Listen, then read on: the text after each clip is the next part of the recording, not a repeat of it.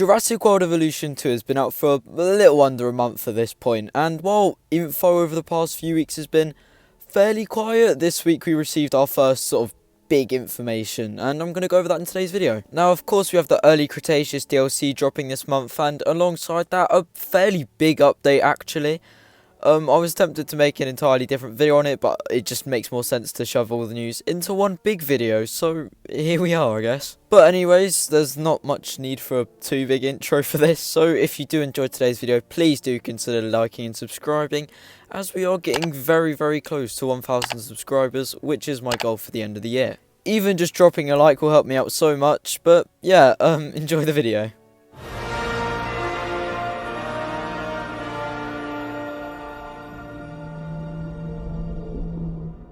So, first and foremost, probably one of the reasons you're watching this video, the Ferrazinosaurus. If you're someone who checks in regularly with the Jurassic community, then you'll know that recently a new still for Jurassic World Dominion got released, actually showing off the Therizinosaurus, and it was confirmed by the main man Colin Trevorrow himself that it is in Dominion and it is the Therizinosaurus. Now, this does raise the question as to whether or not the Therizinosaurus will appear in Jurassic World Evolution 2, but I mean, at this point there's really no telling. The film doesn't come out for several or so months, and yeah, it's purely going to be speculation at this point, but with it being the first sort of new dinosaur revealed for the film, I wouldn't be at all surprised if we do see it in the DLC, considering it was so heavily requested for the base game anyway. I mean, we're obviously going to get a Dominion DLC, and considering it's like the first sort of really new dinosaur to be revealed for Dominion, as I literally just mentioned, I wouldn't be at all surprised if we do see it. So yeah, I'd keep your hopes up for the Therizinosaurus in Jurassic World Evolution 2. In other news, this week we do have the highly anticipated Update 1 for Jurassic World Evolution 2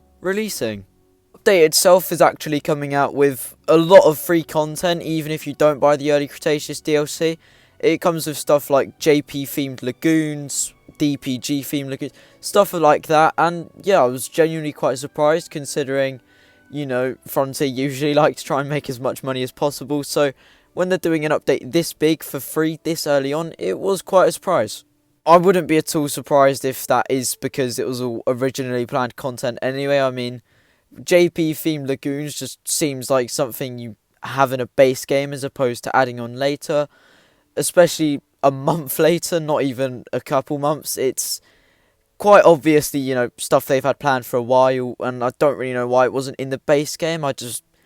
Maybe it was a good look to put in an update, but yeah, it's still cool nonetheless. In terms of the early Cretaceous DLC, in case you weren't aware, we are getting stuff like the Kronosaurus, Singoripterus, forgive me if I've pronounced that absolutely horribly, the Wuherosaurus and the Minmi. So, pretty unique dinosaurs for your DLC. I'm just sort of worried about how much is it going to be, and that's because if it's valued at anything over £10, then I'm probably not going to buy it. That would be quite the rip-off for 4 reptiles.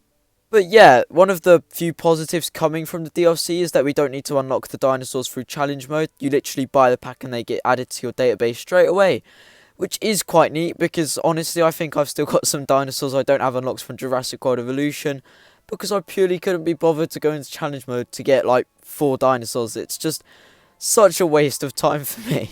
The smaller details coming with the first update though is that Pterosaurs can perch on rocks as opposed to us having to place like lights and flags into their enclosures, and personally for me this is really helpful considering I do speed builds quite a lot, and you know, placing lights and flags just made your enclosures, I don't know, it just wasn't a great look, and yeah, I'm really happy about this. It's gonna make my parks look way better, and yeah, I have high hopes for the future DLCs of Jurassic World Evolution 2, especially since, you know, Frontier are doing a rather fantastic job with Planet Zoo, so if we can see anything like that for Evolution 2, I'd be more than satisfied, to be honest with you. But yeah, sorry this video wasn't absolutely huge. I mean, generally speaking, news hasn't been out of the roof crazy. Maybe I did exaggerate a little bit on my community tab, but yeah, it's still cool that we've got DLCs this early. I'm